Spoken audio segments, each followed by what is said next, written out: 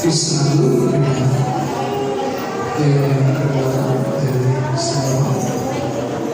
మన ప్రభువైన యేసుక్రీస్తు ప్రభువు నామములో చేయవలసిన అందరికీ కూడా యేసుక్రీస్తు నామములో శుభాలు. దేవుని యొక్క మహాకృపకి మన అందరినీ కూడా దేవుని సజీవుని వచ్చినందుకు దేవుని స్తోత్రాలు.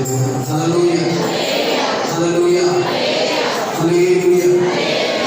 మరి పగటి కూడా దేవుని యొక్క వాక్య ధ్యానం కొరకు పరిశుద్ధ గ్రంథంలో తిమోతికి రాసిన మొదటి పత్రిక 3వ అధ్యాయం ఇది కూడా తీసి చూడండి. నూతన నిబంధన గ్రంథంలో 191వ నెంబర్ పేజీ పరిశుద్ధ గ్రంథంలో తిమోతికి రాసిన మొదటి పత్రిక 3వ అధ్యాయము 14-15 వచనాలు చదివి దేవుని వాక్యాన్ని అందరూ కూడా చూడండి. ఒకసారి అందరూ వాక్యం చూడండి, తర్వాత మరి వాక్యాన్ని ధ్యానం చదువుదాం. శీఘ్రముగా నీ యొద్దకు వద్దునని నిరీక్షించుచున్నాను, అయినను నేను ఆలస్యము చేసిన ఎడల దేవుని మందిరంలో అనగా జీవము గల దేవుని సంఘములో జనులు ఎలాగూ ప్రవర్తించవలనో అది నీకు తెలియాలని ఈ సంగతిలో నీకు దేవుడు ఈ మాటలు అందరి ఇంటిలో ప్రభు హరిమ చేయగాక. ఆమేన్. ప్రియమైన దేవుని బిడ్డలారా, జాగ్రత్తగా కొద్ది సమయం నా వైపు చూస్తా వినండి. నేను మీకు చెప్పినప్పుడు రెఫరెన్స్ చూడండి. ఈ చదవబడినటువంటి లేఖన భాగాల్లో మరి కడవరి దినాల్లో మనకు అవసరమైనటువంటి ఒక సందేశం పరిశుద్ధాత్మ దేవుడు ఇందులో పొందుపరిచాడు. మీరు చదివిన వచనాలు మీరు చూస్తే అపోస్తలుడైనటువంటి పౌలు ఒకరోజు తిమోతికి పత్రికను రాస్తూ ఆ తిమోతికి ఒక విషయాన్ని చెప్పడానికి ఆయన ఇష్టపడ్డాడు. అయితే ఆ పత్రిక రాస్తూ ఉన్నటువంటి దైవజనుడు ఒక ఆశ ఆయనకి ఏంటంటే, మరి పౌలు ఒక ప్రాంతంలో ఉన్నాడు, తిమోతి మరొక ప్రాంతంలో ఉన్నాడు. అయితే ఆ దూర ప్రాంతంలో ఉన్నటువంటి తిమోతి దగ్గరికి వెళ్ళాలి అనే ఒక ఆశ పౌలుకు ఉంది. అందుకే ఆయన ఏమంటున్నాడంటే, శీఘ్రముగా నీ యొద్దకు వద్దునని నేను ఏం చేస్తున్నానంటే నిరీక్షించుచున్నాను అన్నాడు. ఎదురు చూస్తున్నాను, నీ దగ్గరికి రావాలని నాకు ఆశ ఉంది. అయితే నా ప్రయాణం కొంత ఆలస్యమయ్యేటట్లు ఉంది. ఆయన తిమోతి దగ్గరికి వెళ్ళాలి అనుకున్నటువంటి ఆయన తన రాక ఆలస్యం అవుతున్నటువంటి సమయంలో ఆ రాక ఆలస్యం బట్టి ఆ దినాన ఒక విషయాన్ని తిమోతికి చెప్పాడు. వాస్తవానికి ఒకవేళ ఆయన ఆలోచన ఏంటంటే, ఆయనే అక్కడికి వెళ్ళి తిమోతికి ఆ విషయాలు చెప్పాలనుకున్నాడు. ఆయనే అక్కడికి వెళ్ళి తన బట్టి కావచ్చు, తాను పనిచేస్తున్నటువంటి సంఘాన్ని బట్టి కావచ్చు, ఆయన వెళ్ళి చెప్పాలనుకున్నాడు. కానీ తన రాక మాత్రం ఆలస్యం అవుతుంది అనే విషయం అతనికి తెలిసినప్పుడు ఆయన ఏమనుకున్నాడంటే, నా రాక ఆలస్యమైనా పర్లేదు, కానీ నేను చెప్పాలనుకున్న విషయం మాత్రం ఆలస్యం అవడానికి వీలు లేదు. నేను ఒకవేళ ఆలస్యం చేయొచ్చేమో, కానీ నేను ఏ విషయాన్ని చెప్పాలనుకున్నానో ఆ విషయం ఎంత మాత్రం కూడా ఆలస్యం అవడానికి వీలు లేదని ఆయన ఏం చేశాడు, పత్రిక ద్వారా ఆ విషయాన్ని తిమోతికి తెలియజేశాడు. ఏంటి ఆయన తెలియజేసినటువంటి విషయం? ఏం చెప్పాలనుకున్నాడు తిమోతికి అని అంటే, జాగ్రత్తగా మీ మనసులో పెట్టుకోండి. మీకు సరైన వచనంలో ఉంది, నేనేం బయట నుంచి చెప్పలేదు. కానీ సంఘము ఎలా ఉండాలని దేవుడు ఉద్దేశిస్తున్నాడో ఆ ఉద్దేశాన్ని పౌలు ఏం చేశాడంటే తిమోతికి చెప్పాడు. అర్థమవుతుందా? సంఘము ఎలా ఉండాలని ఆశపడుతున్నాడో, ఎలాంటి అనుభవాలు కలిగినటువంటిదిగా ఉండాలని ఆశపడుతున్నాడో ఆ విషయాలను పౌలు ఏం చేయాలనుకున్నాడంటే తిమోతికి చెప్పాలి అనుకున్నాడు. ఈరోజు మన వాక్య ధ్యానంలో కూడా ప్రాముఖ్యమైన అంశం ఏంటంటే, దేవుడు సంఘము ఎలా ఉండాలని ఉద్దేశిస్తున్నాడో ఆ ఉద్దేశాలు మీకు చెప్తారు. అర్థమవుతుందా మీకు? వాక్య అంశం ఏంటంటే, సంఘ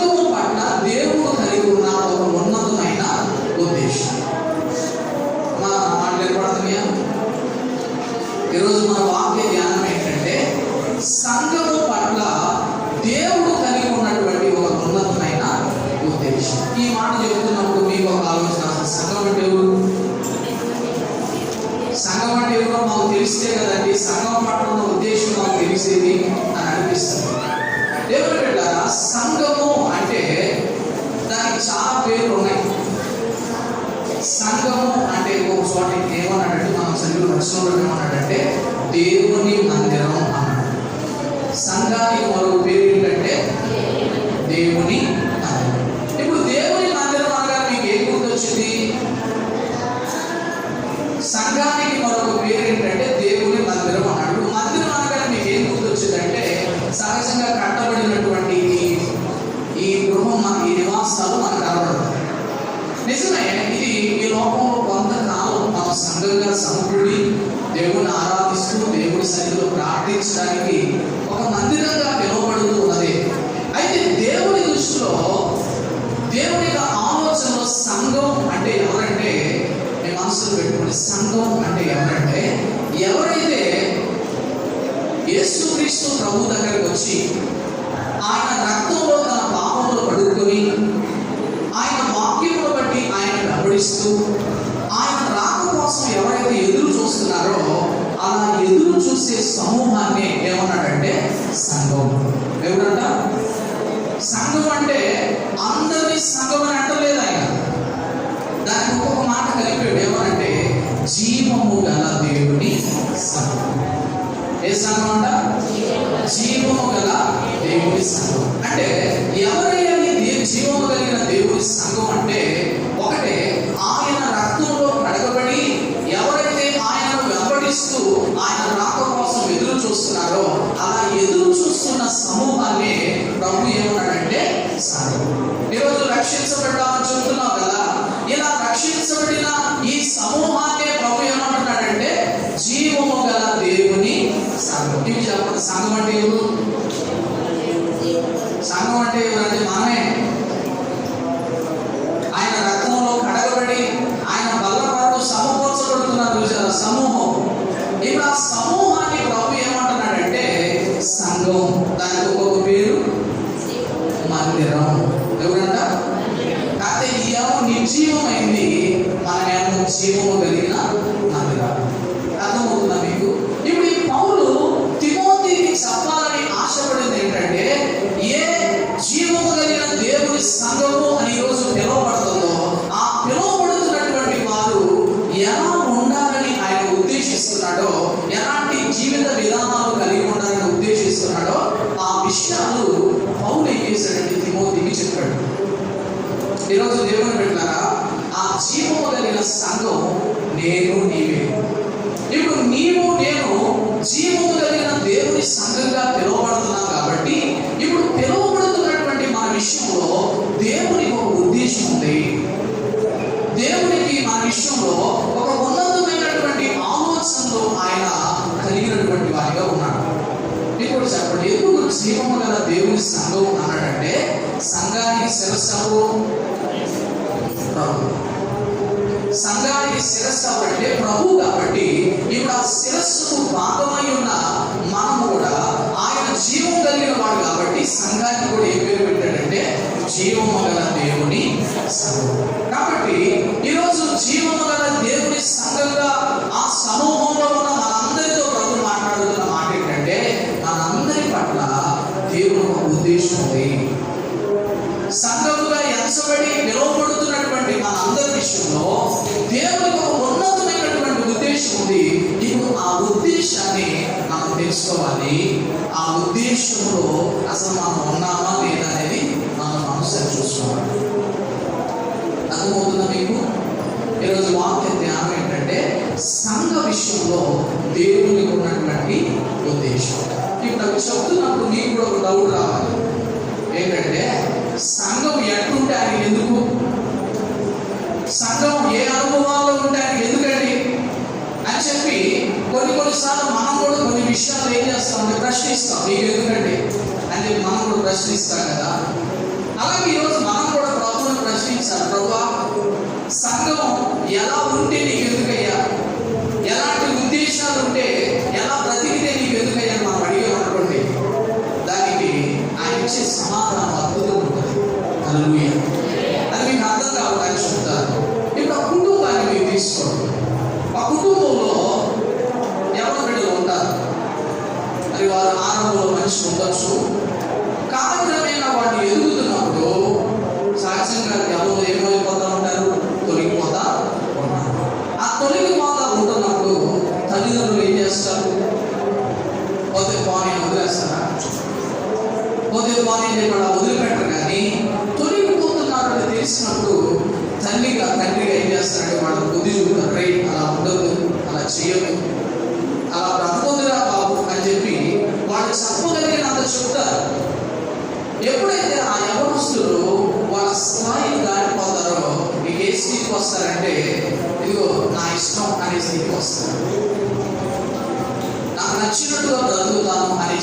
స్థితికి వస్తారు.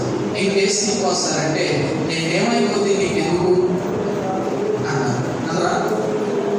ఒరే అలా పోతే నీ భవిష్యత్తు బాగాదరా, నీ భవిష్యత్తు బాగోదరా బాబు అని చెప్పి తల్లిదండ్రులుగా ఎంత ప్రేమతో చెప్పినా కొన్ని కొన్ని సందర్భాలలో ఏ మనసు పనిచేస్తారంటే నేనేమైపోతే నీకెందుకు అంటారు. మీరు కూడా చెప్పండి, వాళ్ళు ఏమైపోతే తల్లిదండ్రులకి ఎందుకు? ఎందుకంటే వాళ్ళ మనసులో వాళ్ళు మిమ్మల్ని కన్నారు అని అంటారు. హల్లెలూయా.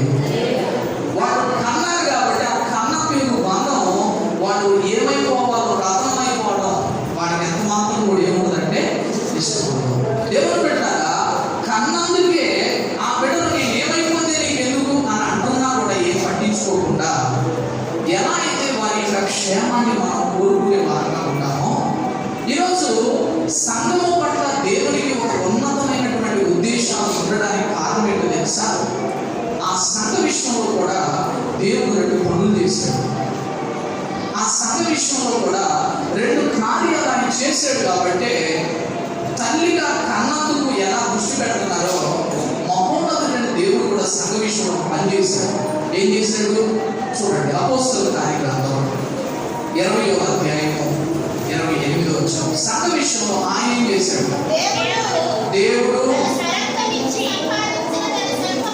దేవుడు తన స్వరక్తమిచ్చి సంపాదించిన సంఘమును కాయుటకు పరిశుద్ధాత్మ మిమ్ములను దేని యందు అధ్యక్షుడిగా నియమించెను. ఆ యావత్ మందరి గురించి చూడండి. ఆ యావత్ మందరి గురించి మీ మట్టుకు మీరు జాగ్రత్తగా ఉండండి. ఇప్పుడు అక్కడ చెప్పినప్పుడు ఏం చెప్పాడు? సంఘాన్ని గురించి ఏం చెబుతున్నాడు ఆయన? దేవుడు తన స్వరక్తం ఇచ్చి సంపాదించిన సంఘం అన్నాడు. అంటే ఇప్పుడు ఈరోజు ఇక్కడ కూర్చున్న జీవము గల దేవుని సంఘ విషయంలో ఎందుకు ఆయన ఉద్దేశాలు కలిగి ఉన్నాడని ఒకవేళ మనం అడిగితే ఆయన చెప్తాడు, ఇదిగో నేను మిమ్మల్ని కొన్నాను అంటాడు. ఎందుకయ్యా నా విషయంలో నీకు అన్ని ఉద్దేశాలు? సంఘం ఏమైపోతే నీకు ఎందుకు నీవంటూ కొన్ని ఉద్దేశాలు కలిగి ఉన్నావు అని అడిగితే ఆయన చెప్పే మాట ఏంటంటే, సంఘమా నేను మిమ్మల్ని ఏం చేశానంటే కొన్నాను. ఏం చేశాడంట? కొన్నాడు. ఎట్లా కొంటారు?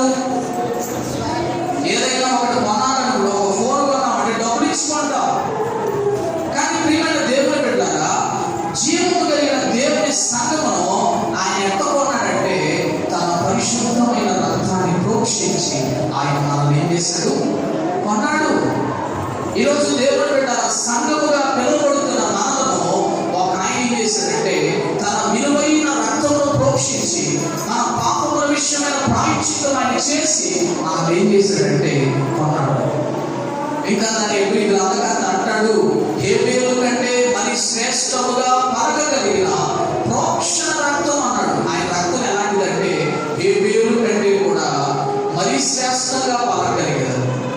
ఇప్పుడు అలాంటి శ్రేష్టమైనటువంటి రక్తం ఇచ్చి మనం ఏం చేశాడు? చూడండి, ఒక ఫోన్ 10,000 పెట్టుకుంటే ఆ 10,000 పెట్టి కొన్న రోజు నుంచి ఆ ఫోన్ ఏం చేస్తాం? ఇది నాది అని చెప్తాం. 10,000 పెట్టి కొన్నందుకు జీవితాంతం ఆ ఫోన్ ఎవరి కోసం పనిచేసింది? ఎవరి కోసం పనిచేసింది? అమ్మాయి కోసం పనిచేసింది. 10,000 పెట్టి కొన్నది మనకి జీవితాంతం పనిచేస్తుంది. తన విలువైన రక్తాన్ని కాచుకొని మరి మనలో ఉన్నాడు కదా. ఇప్పుడు మనం ఎలా ఉండాలి దేవుని విషయంలో? మనం ఎలాంటి మనస్సు కలిగి ఉండాలి దేవుని విషయంలో? మనం ఎలా నడుచుకోవాలి దేవుని విషయంలో? అందుకే ప్రియమైన దేవుని పెట్టారా, సంఘం విషయంలో ఆయన అన్ని ఉద్దేశాలు ఉండడం వెనక కారణాలు మొదటిది ఏంటంటే, ఈ లోకంలో ఎవరు నేను పొందవాలి కాదు, కానీ తన పరిశుద్ధమైన రక్తాన్ని నీ విషయంలో ప్రోక్షించి ఆయన నిన్ను నన్ను తన సొంతము చేసుకుంటాడు. నిజమేనంటారా? దేవుడు మనల్ని కొన్నాడా? దేవుడు నిజంగా కొన్నాడని మనం ఎలా చెప్తాం అని అంటే, ఒకటి మీకు అర్థం కావడానికి చెప్తాను. ఇప్పుడు దేవుడు కొన్నప్పుడు దాని మీద ఎవరితో ఉంది అధికారం? నేను ఒక వస్తువు ఉంటే కొన్న వ్యక్తికి అధికారం ఉంటుంది. ఈరోజు ఇది దేవుడి సంగతి కొనబడింది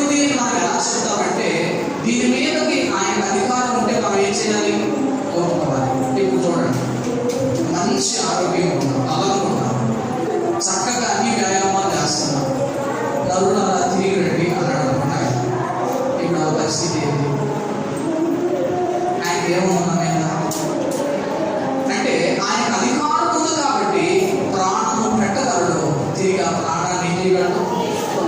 నిజంగా ఆయన మన విషయంలో అధికారం ఉందని ఎలా చెప్తామంటే అనుదిన జీవితంలో ఆయన చేసే పనులే మనకు అర్థమవుతాయి. ఈరోజు అందుకే జీవము గల దేవుని సంగమా మీ మనసులో పెట్టుకోండి. ఆయన ఎవరో తెలుసా? ఆయన పరిశుభ్రమైన రక్తం చేత కొనబడిన వారు కాబట్టి అలా కొన్న మనలను బానిసలుగా చేసుకోవట్లేదు. ఆయన కొన్నటువంటి మనలను తనకు నచ్చినట్లుగా తనకు అనుకున్నదే జరిగించుకోవాలని చేయడం లేదు, కానీ మన పట్ల దేవుడు కొన్ని ఉన్నతమైన ఉద్దేశాలకు పెట్టుకున్నాడు. ఇంకా మీకు బాగా అర్థం కావాలంటే ఈ దేహం దేవుడు కొన్నాడు అనడానికి ఒక రోజు మీరు 1 కొరింథీ పత్రిక 6వ అధ్యాయం 20వ వచనం చూడండి. ఏమన్నాడు? 1 కొరింథీ పత్రిక 6వ అధ్యాయం 20. మీరు విలువ పెట్టి కొనబడిన వారు కనుక ఏం చేయాలంటారు? మీరు విలువ పెట్టి కొనబడ్డారు కాబట్టి మీరు ఏం చేయాలంటే మీ దేహంతో దేవుని ఏం చేయాలి అంటే, చూడండి, ఆయన మనలో కొన్నాడు అనేటువంటి సత్యం ఆనాటి అపోస్తల దినాల్లో కొంతమంది ఎరిగారు. ఆనాటి దినాల్లో పౌలు కూడా కొరింథీ సంఘంతో చెబుతున్నాడు, సంఘమా ఇగో మీరెవరో తెలుసా? దేవుడు మిమ్మల్ని కొనుక్కున్నాడు తన పరిశుద్ధమైన రక్తాన్ని ఇచ్చి. కాబట్టి ఇప్పుడు దేవుని చేత కొనబడిన మీరు ఆ దేవుని మీరేం చేయాలి? మహిమపరచాలి. ఆ దేవునికి మహిమకరమైన జీవితాన్ని మీరు జీవించాలి అని చెప్పి ఆయన ఏం చేశాడు? ఆ విషయాన్ని చెప్పాడు. మళ్ళీ అదే ఆయన 7వ అధ్యాయం 23వ వచనం రాస్తూ అక్కడ కూడా ఏమంటాడంటే, మీరు కొనబడిన వారు కాబట్టి ఏం కావాలంట? మీరు కొనబడినటువంటి వారు కాబట్టి ఏ మనుషుడికి మీరేం కాకూడదు, మీరు ఎవరికి దాసులుగా ఉండడానికి వీల్లేదు, ఏ వ్యక్తికి దాస్యమైన స్థితిలోకి మీరు వెళ్ళిపోవడానికి వీల్లేదని చెప్పి ఆయన ఏం చేస్తున్నాడంటే తాను కొన్నాడు కాబట్టి ధైర్యంగా చెప్తున్నాడు, మీరు ఎవరికి దాసులుగా ఉండొద్దు. అది మాత్రం కాదు, మీరు కొనబడిన వారు కాబట్టి మీ దేవుడిని మీరేం చేయాలి? మహిమపరచాలి. అర్థమవుతుందా మీకు? ఎందుకు సంఘం పట్ల ఆయన ఒక ఉద్దేశం ఉందని చెప్పాల్సి వస్తుందంటే, ఒకటి, ఆ సంఘ విషయంలో ఆయన తన విలువైన రక్తాన్ని కాల్చడంలో ఒకటి. రెండవది, ఆ సంఘం పట్ల దేవుడు ఉన్నతమైన ఉద్దేశం కలిగి ఉండడానికి మరొక కారణం ఏంటంటే ఆయన ఆ సంఘపు స్థితిగతులను మార్చాడు. హల్లెలూయా. ఏ జీవము గల దేవుడి సంఘం అని ఈరోజు మనం పిలువబడుతున్నామో మన స్థితిగతులను మార్చింది ఆయనే. ఎలా? మీరు రాసుకోండి, తర్వాత చదువుకోండి. 1 పేతురు పత్రిక 2:9 అంటాడు, చీకటిలో నుండి ఆశ్చర్యకరమైన తన వెలుగులోనికి మిమ్మల్ని పిలిచిన వారి గుణాతిశయంలో ప్రచురము చేయ నిమిత్తము అని రాశాడు. అందులో ఒక మాట చెప్పాడు, ఏమనంటే మన యొక్క స్థితి ఏంటో చెప్తాను అన్నాడు. మీరెవరో తెలుసా? చీకటిలో ఉన్నవారు. అయితే ఆ చీకటిలో ఉన్నటువంటి వారిని ప్రభు ఏం చేశాడంట? ఆశ్చర్యకరమైన తన వెలుగులోకి ఏం చేశాడు? తీసుకొచ్చాడు. ఈరోజు మీ మనసులో పెట్టుకోండి, సంఘం విషయంలో ఎందుకంటే ఉద్దేశాలు ఉన్నాయంటే, ఒకటి, కొన్నాడు ఆయన. రెండోది, ఆ సంఘం యొక్క స్థితిగతులను మార్చాడు. ఎలా అంటే, ఒకప్పుడు చీకటిలో ఉన్నటువంటి స్థితి ఉంది, కానీ ఆ చీకటిలో ఉన్నటువంటి ఆ స్థితిలో నుండి మనం ఎక్కడ తీసుకొచ్చాడంటే ఆశ్చర్యకరమైన తన వెలుగులోకి తెచ్చాడు.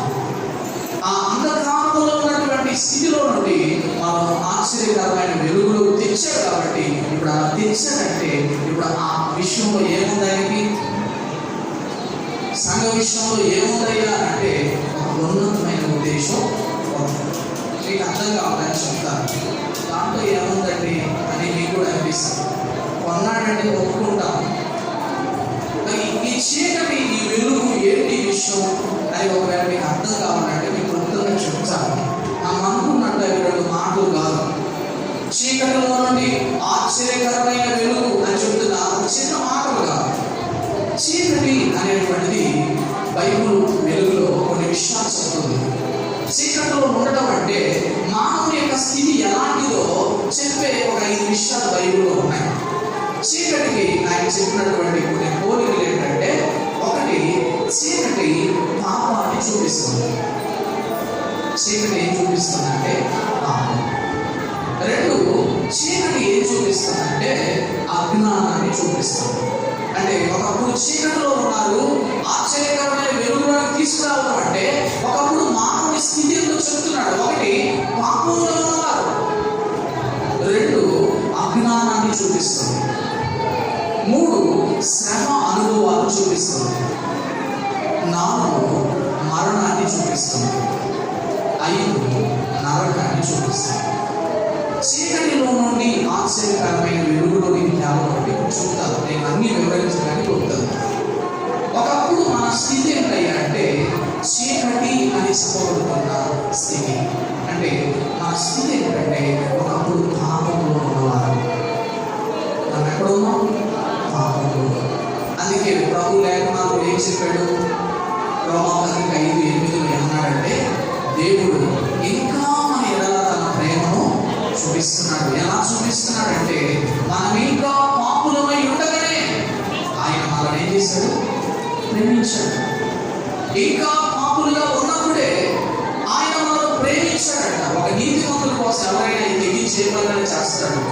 మనం ఇంకా పాపులమై ఉన్నప్పుడే ఆయన మన కొరకు మనల్ని ప్రేమించి మన కొరకు ఏం చేశాడు? చనిపోయాడు.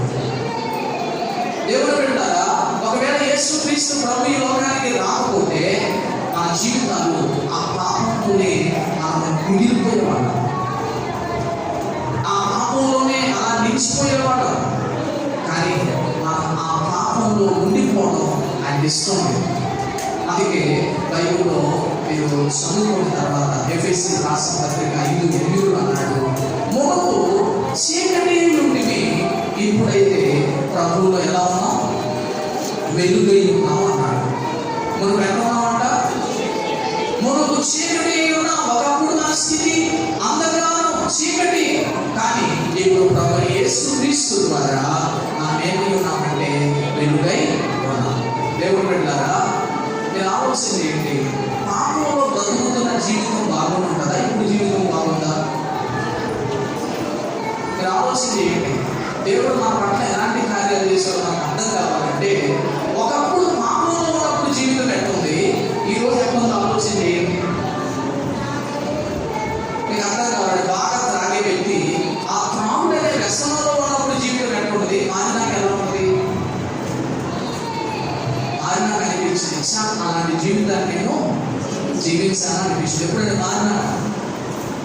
దేవుడు పెట్టారా, ఒకప్పుడు మనస్థితి కూడా ఎలాంటిదంటే పాపము అనేటువంటి స్థితిలో, పాపంలో శాత చచ్చినటువంటి స్థితిలో మనం బ్రతుకుతున్నప్పుడు మహోన్నతుడైన దేవుడు మన ఎడల ప్రేమ చూపించి అదే పాపంలో ఉండిపోవడం నాకు ఇష్టం లేక పాపములతో అపరాధములతో చచ్చిపోయినటువంటి నా విషయంలో కృప చూపించి మన పాపములకు బదులుగా ఆయన ప్రాయశ్చిత్తం చేసి మనల్ని ఎక్కడ తీసుకొచ్చాడంటే ఆశ్చర్యకరమైన వెలుగులోకి తీసుకొచ్చాడు.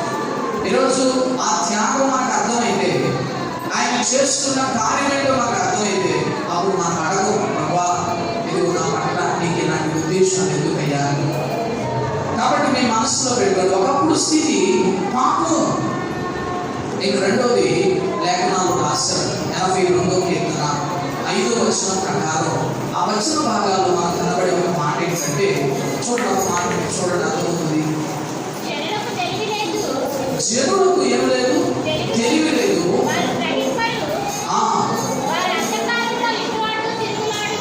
జనులకు తెలుగు లేదు, వారు అంధకారంలో ఇటువంటి ఏం చేస్తారంట? తిరుగులాడుతున్నారంట. చాలు, అందులో నాకు అర్థమయ్యే విషయం, తెలివి లేదు, జ్ఞానం లేదు. వారికి అజ్ఞానులై అంధకారంలో అటు ఇటు ఏం చేస్తున్నారంటే తిరుగులాడుతున్నారు. ఒకప్పుడు నాకు కూడా అంతే, సరైన గమ్యం లేదు, సరైనటువంటి గురి లేనటువంటి జీవితాలు. అందుకే పాత నిబంధనలో కూడా ఇశ్రాయేలు కూడా వారి యొక్క నివాస పూర్వం స్థానాలను వాడు ఎదుగుతున్నారు, కానీ వాడు దొరకల. అలాంటి సమయంలో ఆయనే జోక్యం చేసుకొని వారిని చక్కని త్రాగుల్లో ఆయన చేసినట్టు వాళ్ళని నడిపించాడు. ఈరోజు మన జీవితాల్లో కూడా అజ్ఞానం అంటే చీకటిలో ఉన్నవాడు ఎక్కడికి వెళ్తాడో తెలియదు, ఏం చేస్తాడో తెలియదు, తన పరిస్థితి ఏంటో తెలియదు.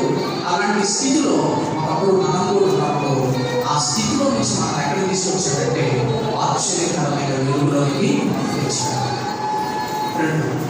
మూడవది ఎక్కడ రాయబడిందంటే యోగు గ్రంథం. దీని తర్వాత ధ్యానం చేయండి, సమయం లేదు కాబట్టి. యోగు గ్రంథం 23:17 ప్రకారం చీకటి లేదా ఏం చూపిస్తుందంటే శ్రమ. యోగ జీవితంలో కూడా ఎన్నో శ్రమలు వచ్చినాయి, కానీ మరణం పొందడా. ఎన్నో శ్రమలు తను కదించి వేసిన పరిస్థితులు వచ్చాయి, కానీ ఎన్నో శ్రమలు వచ్చినాయి, కానీ ఆ శ్రమలు యోగుని మరణాన్ని తీసుకుని వెళ్ళేవి కాదు. ఈరోజు ఒక చిన్న శ్రమ వస్తే ఎంతోమంది గుర్తులైపోయడం వల్ల చిన్న సమస్య వస్తే దేవుడు పెట్టారా. ఒకప్పుడు మన జీవితం కూడా ఆ అనుభవాలు కూడా వెళ్ళొచ్చినవే. దేవుడి మహాకృప చేత ఆ స్థితిలో నుంచి మనలో కూడా దేవుడు ఏం చేశాడు, విడిపించాడు. కాబట్టి అవి మేము మనసులో పెట్టుకోండి. తర్వాత అదే యోగ గ్రంథం 10:21 ప్రకారం ఏంటంటే మరణాన్ని చూపిస్తుంది. చీకటి అనేటువంటిది ఏం చూపిస్తుందంటే మరణం. అది మీకు మనసులో పెట్టుకోండి. చిన్న ఒక మాట చదవండి. చీకటి అనేది ఏం చూపిస్తుందంటే మత్తయి సువార్త 25:30 చూడండి మాట. మత్తయి సువార్త 25:30 మరియు పనికి మాలిన ఆ దాసుని వెలుపటి చీకటిలోనికి త్రోసివేయుడి. అక్కడ ఏడుపును ఏముంటాయంట? అక్కడ ఏడుపును పళ్ళు కొరుకుటయు ఉండును అన్నాడు. ఎక్కడ? ఆ చీకటిలో ఏడుపు పళ్ళు కొరుకుట. ఏంటి ఆ సందర్భం అంటే మీకు అందరికీ తెలుస్తుంది. యజమాని ఒకరోజు తన దాసులను పిలిచి తలాంతులు ఇచ్చాడు. ఒకటి 2 5 ఇచ్చాడు. చెప్పాడు, జాగ్రత్తగా ఖర్చు చేయండి, నేను ఒక రోజు వస్తాను, మీ లెక్క చూస్తాను, మీకు ఇచ్చిన వాటిని నేను లెక్క చూస్తాను చెప్పేటే. ఒకటి ఇచ్చిన అతను అనుకున్నాడా, ఈయన ఎప్పుడు వస్తాడు, ఎప్పుడు చేస్తాడే, వచ్చినప్పుడు చూసుకుందామని చెప్పి తీసుకెళ్ళి దాన్ని పాటేసాడట. సమయం రానే వచ్చింది. ఆయన పిలిచి అడుగుతున్నాడు, నేను మీకు ఇచ్చిన లెక్క చెప్పండి. మీకు ఎంతో త్వరగా వచ్చి అయ్యా ఇదిగో ప్రయాసపడ్డాం, 2 చేసాం, 5 మేము చేసాం అయ్యా అని చెప్తే వాళ్ళందరూ మెచ్చుకుంటున్నాడు. చివరిగా ఒకటి చూడు పిలిచాడు, మీరు ఇచ్చాడా, నీ లెక్క నాకు చెప్పంటే చెప్పాల్సింది పోయి ఆ ఇచ్చిన ఆయన మీద అందరాన్ని మాట్లాడుతున్నాడు. కట్టినోడు అని నువ్వు అలా ఇలా అని తెలిసి నేను తీసుకెళ్ళి తీసాను. సరే అని చెప్పి ఆ ఒక్కనాన్ని తీసి ఆయన మొక్కని వేసి ఉంటాడు, ఇది నువ్వు తీసుకోకపోవాలి. సరేలే నాకు వచ్చింది కదా అని ఆ యజమానుడు సంతృప్తి చెందలేదు, కానీ తన పన్నుడు దగ్గర పిలిచాడు. వీటి కాళ్ళు చూపులు కట్టి వెలుపడి చీకటిలో పడేయండి అని చెప్పి అంటున్నాడు. అక్కడ ఏముందంటే ఏడుపును పడుతుంది. చీకటి ఏం చూపిస్తుందంటే మరణం, పాతాళాన్ని చూపిస్తుంది. ఈరోజు దేవుడు పెట్టారా, సమస్త మానవాడిని మృంగాలని ఏముందంటే కనిపెట్టుకుందని పాతాళం ఊరు తెచ్చుకున్నాడు. ఈరోజు అలాంటి పాతాళములకు లోను కావలసినటువంటి మన జీవితాలకు ఆయన ఎంత పంపించాడంటే ఆశ్చర్యకరమైనటువంటి వెలుగులోని మనం తీసుకొచ్చి ఇప్పుడు అక్కడ నిలబెట్టాడు. కనుక సంఘము పట్ల దేవునికి అంత ఉద్దేశం ఉండడానికి కారణం 2. ఒకటి, కొన్నాడు సంఘాన్ని, కొన్న సంఘం యొక్క స్థితిని ఎలా మార్చాడంటే అంధకారమయమైన స్థితిలో ఉన్న మన జీవితాలను ఆ ప్రతికూల చీకటిలో, అజ్ఞానంలో, మరణంలో, మరి ఆ లేఖనాలను బట్టి శ్రమ అనుభవాలలో నరక పాత్రులమైనటువంటి వాళ్ళను లేదు అలా ఉండడానికి వీలు లేదని ఆ స్థితిలో ఉన్న వాళ్ళను ఇప్పుడు ఎక్కడ తీసుకొచ్చాడంటే ఆశ్చర్యకరమైన ఇప్పుడు తీసుకొచ్చిన ఆయన ఇప్పుడు ఆ జీవన సంఘాన్ని చెబుతున్నాడు. సంగమా, నేను నిన్ను కొన్నా కదా, సంగమా నేను నీ పరిస్థితులు మార్చే కదా, అయితే ఇప్పుడు నీ విషయంలో నాకు ఒక ఉద్దేశం ఉంది, నీ విషయంలో ఒక ఆలోచన ఉంది, అలా ఉండు అని చెప్పి ఇప్పుడు సంఘానికి చెబుతున్నాడు. మీరు ఆలోచన చేయండి, ఎలాంటి ఆలోచన ఉంటుంది ఆయనకి.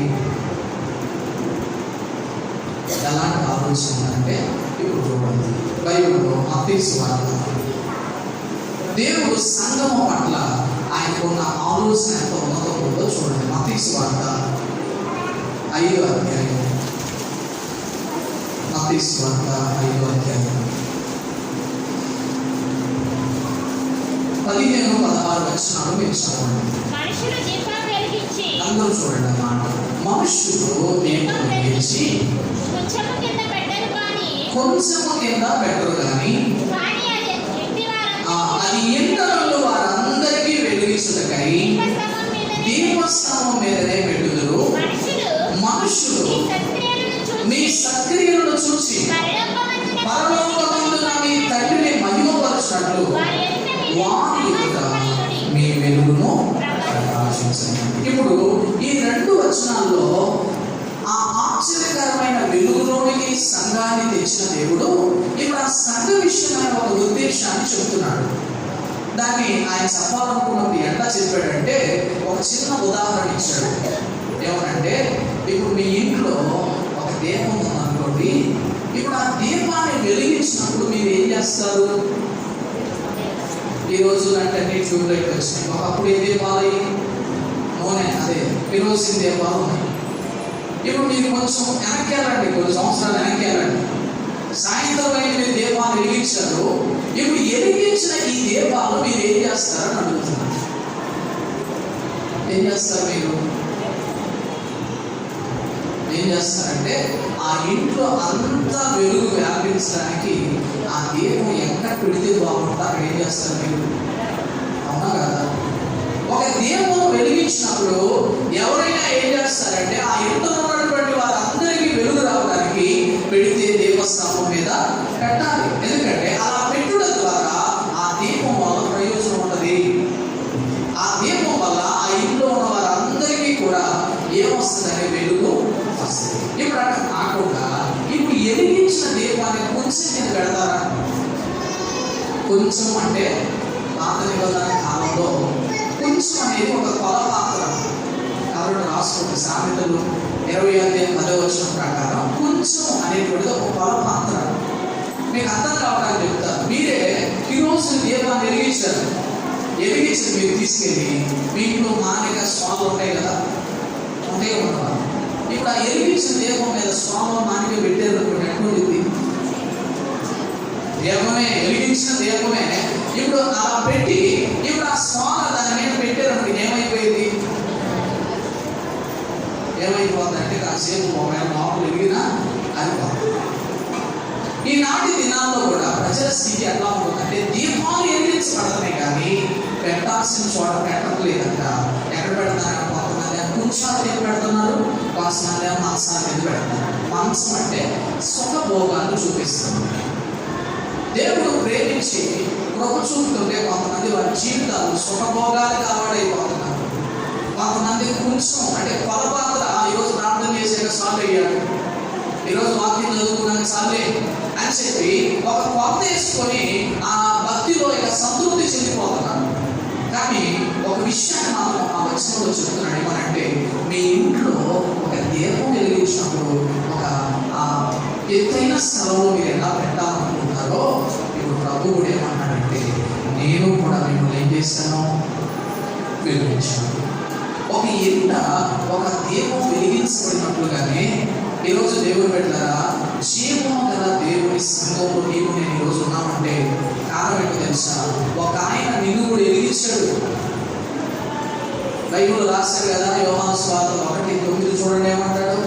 నిజమైన వెలుగు ఉండేను, అది లోకముకు వచ్చుచు ప్రతి మనుషుని ఏం చేస్తుందట అంటే ఈరోజు మన ఆత్మదీపాలు వెలిగించింది ఎవరు? యేసుక్రీస్తు ప్రభు. దేవుడు పెట్టారు. ఇప్పుడు ఆయన అడుగుతున్నాడు, మీ ఇంట్లో ఒక దీపం వెలిగించినప్పుడే దీపస్తంభం మీద అనేకులకు ప్రయోజనకరంగా ఉండాలని మీరు పెడుతున్నారు కదా, మరి నేను మిమ్మల్ని వెలిగించాను, మీరు కూడా ఎలా ఉండాలి? వెలిగించబడిన మీరు ఎలా ఉండాలని దేవుడు ఆశపడుతున్నాడంటే చెప్తున్నాడు, ప్రకాశించాలన్నాడు. హల్లెలూయా. అర్థమవుతుంది మీకు? వెల ఇచ్చి కొని చీకటిలో నుంచి ఆశ్చర్యకరమైన వెలుగులోకి ఎందుకు తెచ్చాడు మనల్ని? ఇప్పుడు వెలుగులోనికి వచ్చిన మనం వెలిగించబడిన దీపం ప్రకాశించినట్టు ఇప్పుడు మనం కూడా ఏం చేయాలి? ఏం చేయాలంట? ప్రకాశించాలి. అంటే ఈ పగటి కూడా సంఘం పట్ల దేవుని ఆలోచన ఏంటంటే, ఆశ్చర్యకరమైన వెలుగులోకి వచ్చిన నీవు నేను కూడా ఒక ప్రకాశించే దీపంలాగా మనం కూడా ప్రకాశిస్తూ ఉండాలి. ఇప్పుడు మీరు ఆలోచన చేయండి, సంఘంలో ఉన్నవాడే కదా, ఎంతమంది ప్రకాశిస్తున్నారు? ఇంట్లో దీపం ఇంట్లో ఉన్న వాళ్ళకి అందరికీ ఎదురిస్తుందిగా. ఇప్పుడు నీవు కూడా నీ ఇంట్లో ఎరిగించబడిన దీపమే కదా. ఇప్పుడు నీ వెలుగు ప్రకాశాన్ని బట్టి ఎంతమందిని దేవుని దగ్గర తీసుకొస్తున్నావు? నీవు ప్రకాశిస్తున్నటువంటి దానిని బట్టి ఎంతమంది నిన్ను చూసి దేవుని సరికి వస్తున్నారు మీ ఇంట్లో? ఇప్పుడు రావడం లేదంటే దీపం ఏంటి పరిస్థితి? దీపం పరిస్థితి ఏంటంటే వెలుగు ప్రకాశించడం లేదు. ప్రకాశిస్తే అక్కడ ఉన్న పరిస్థితులు మారిపోతాయి. ఇప్పుడు ఆయన కూడా ఏం చెప్తున్నాడంటే, అయ్యలారా, ఇదిగో దీప స్తంభం మీద పెట్టబడిన దీపం ప్రకాశించినట్లుగా సంఘమై ఉన్న మనం అందరం కూడా ప్రకాశించేవారుగా ఉండాలి. మరి మీరు మీ మనస్సుల్లో పెట్టుకొని మిమ్మల్ని మీరు చూసుకోండి, నేను అసలు ప్రకాశిస్తున్నానా?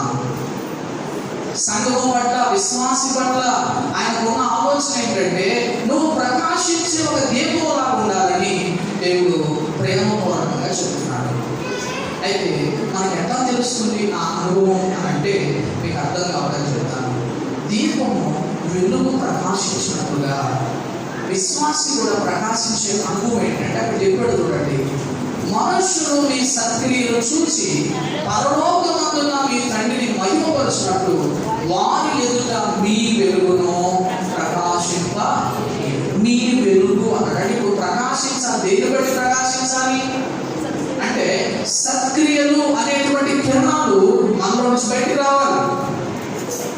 దీపం వెలిగించినప్పుడు వెలుగు వస్తున్నట్టుగానే ఇప్పుడు జీవముల దేవుని సంఘముగా ఉన్న మనలో నుంచి కూడా సత్క్రియలు అనే కిరణాలు బయటికి ప్రకాశించాలి. అంటే ఒక మాట, సత్క్రియలు అన్నదానికి ఒక అర్థం ఏంటంటే మంచి పనులు. ఈరోజు నువ్వు నిజంగా దేవుని చేత వెలిగించబడిన వాడు అయితే, ఇప్పుడు నీలో లోకం ఏం చూడాలి? లోకం ఏం చూడాలంటే సత్క్రియలు అనే వెలుగును చూడాలి. దీపం ముట్టించినాక దాన్ని కప్పిపెట్టగలమా? కప్పిపెట్టలేము, ఎందుకంటే ఖచ్చితంగా వెలుగు వ్యాపిస్తుంది. ఇప్పుడు దేవుడు కూడా నిన్ను నన్ను వెలిగించి ఆయన కలిగి ఉన్న ఉద్దేశం ఏంటంటే, నువ్వు సత్క్రియలు అనే అనుభవాల చేత ప్రకాశించేటువంటి వ్యక్తిగా ఉండాలి. ఇప్పుడు చెప్పండి, ఎంతమంది సత్క్రియలు అనే వెలుగును ప్రకాశిస్తున్నారు? ఎంతమంది మీలో మంచి పనులు మీ కుటుంబం చూడగలుగుతుంది? చూస్తున్నారంటారా?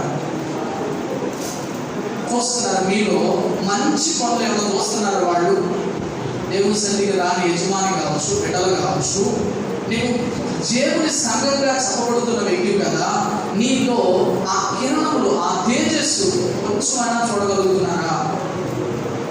లేదు అంటే ఇదిగో సంఘంలోనైతే ఉన్నావు, కానీ ఇంకా ఆయన ఉద్దేశం ఏం కాలేదు, మనలో సఫలీకృతం కాలేదు. ఈరోజు అందుకే ప్రేమ కలిగిన దేవుడు చెప్తున్న మాట ఏంటంటే, సంఘం పట్ల దేవుడు ఉన్న ఉద్దేశం ఒక దీపంలాగా ప్రకాశించే వ్యక్తిగా ఉండాలి. ఆ వెలుగే సత్క్రియలు అనేటువంటి కిరణాలుగా బయటికి రావాలి. అర్థమవుతున్నా మీకు? కాబట్టి ఒక విశ్వాసిగా అది మనలో ప్రభు చూడాలని ఆశపడుతున్నాను. మీరు అనుకోవచ్చు, అలా ప్రకాశిస్తే ఏంటి లాభం? ప్రకాశించమని చెప్తున్నాడు, మంచిదే. అలా ప్రకాశిస్తే ఏంటి లాభం, ఏంటి ప్రయోజనం అని అంటే, దానికి రెండు ప్రయోజనాలు ఉన్నాయి.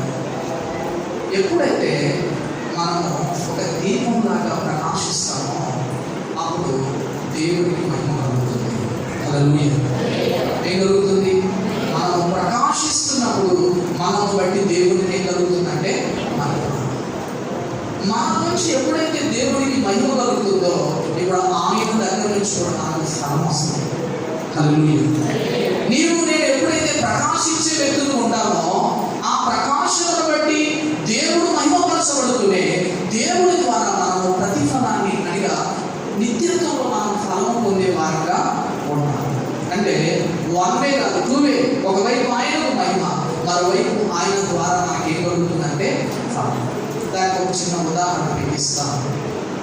అంటే సత్క్రియలు అనే వెలుగు ప్రకాశిస్తే ఎలా ఉండాలి? ఈ కొండమీద ప్రసంగంలో యేసయ్య 5వ అధ్యాయం నుంచి చెప్పాడు.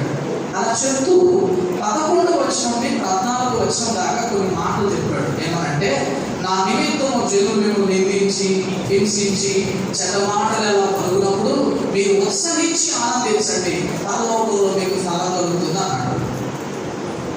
పరలోకంలో ఏం కలిగింది అంటే, ఆ వచనాలు చూస్తే సత్క్రియ అంటే ఏంటో కొంచెం అర్థమవుతున్నాను. ఇప్పుడు నేను అడుగుతాను, నిందించి ఎవరన్నా మిమ్మల్ని నిందించారు, బాప్తిసం తీసుకున్నారు, మంచిగా సహవాసం వెళ్తున్నారు. ఇప్పుడు ప్రభు ఒక శోధని మీద తెచ్చాడు, నేను నిందించడానికి వచ్చి నిందించాడు ఒక ఆయన. ఇప్పుడు మీరేం చేస్తారు?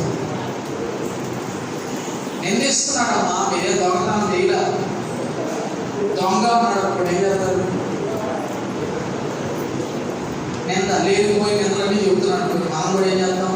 వాడు మనం నిందిస్తే మనం కూడా వెంటనే అంతే చేసేది. నిందిస్తే తిరిగి ఏం చేస్తాం? ఇంకా రెండు కలిపి ఇంకా వాళ్ళే అంటాం. హింసిస్తే మిమ్మల్ని ఒక దెబ్బ కొట్టారు, మీరు వాళ్ళు మిమ్మల్ని కొట్టారు, మీరేం చేస్తారు? కొట్టరా మీరు?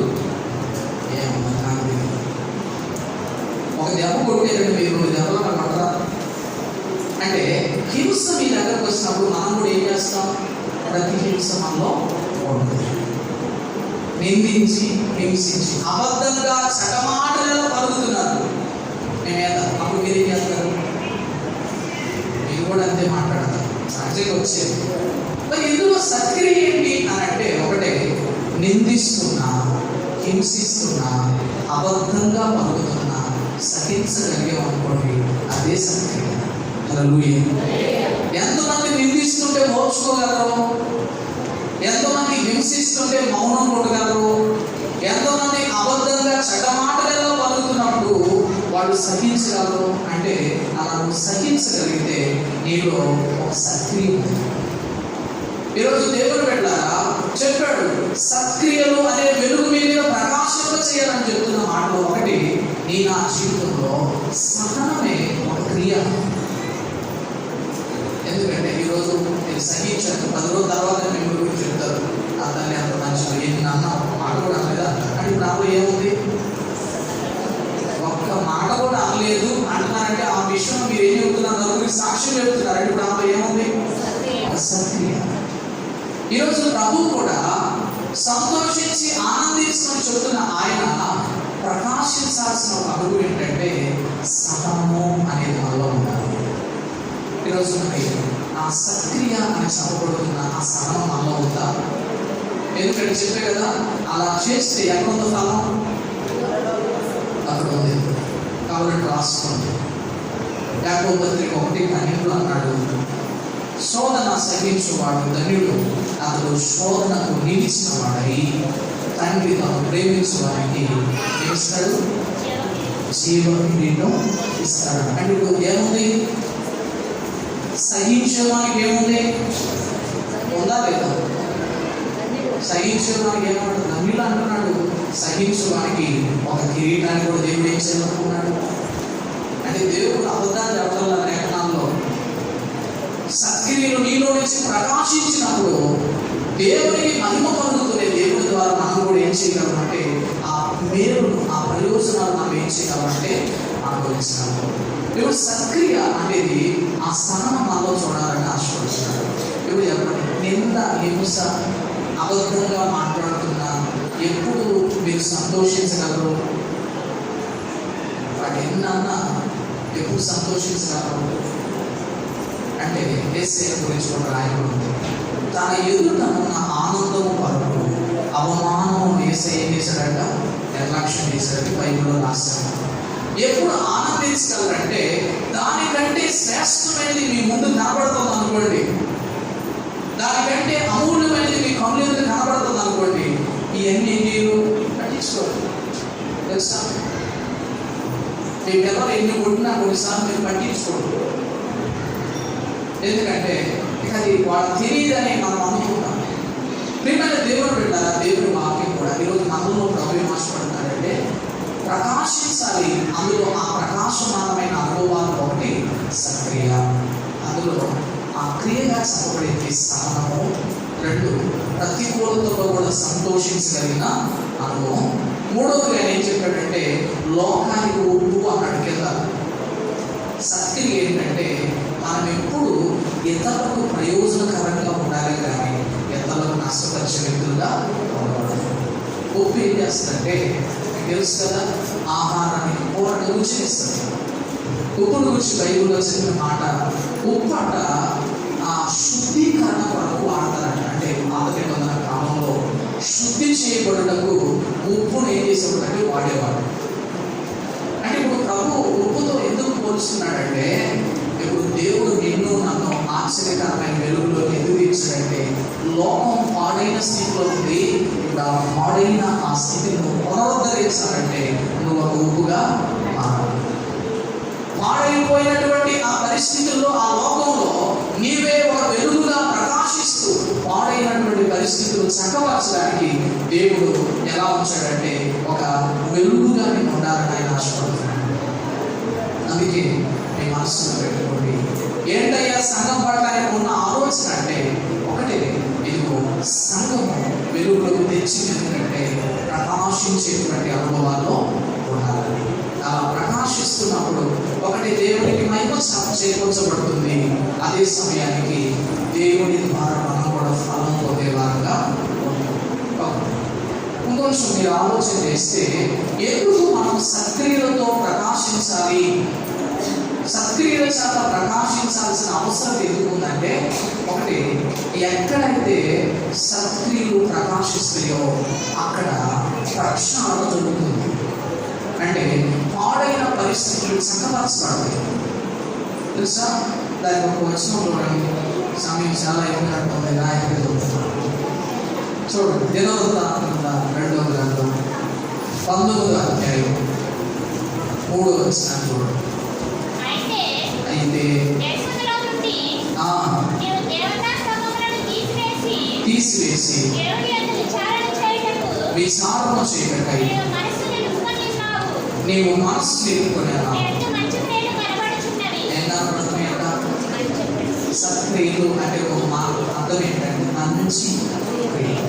ఈ మాట దేవుడే చెప్తున్నటువంటి మాట. ఎవరి గురించి చెప్తున్నాడంటే యెహోషాపాతు అనేటువంటి మరి యోధా రాజు అయినటువంటి వ్యక్తి గురించి చెప్తున్నాడు. యోధా రాజా, ఇదిగో నీలో నేనేం చూస్తున్నానంటే సత్క్రియలు చూస్తున్నాను అంటున్నాడు.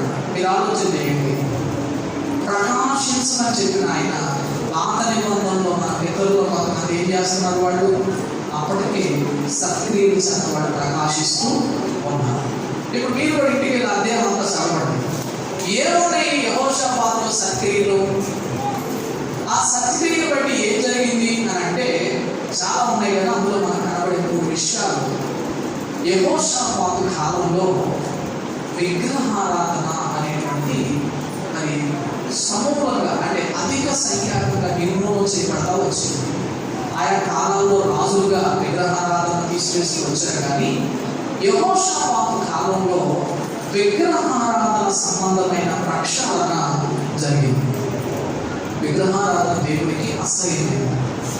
ఆ దినాల్లో యెహోషాపాతు ప్రకాశించబట్టే తన ప్రకాశం బట్టి తన రాజ్యంలో ఏమైందంటే విగ్రహారాధన తగ్గిపోయింది. 1.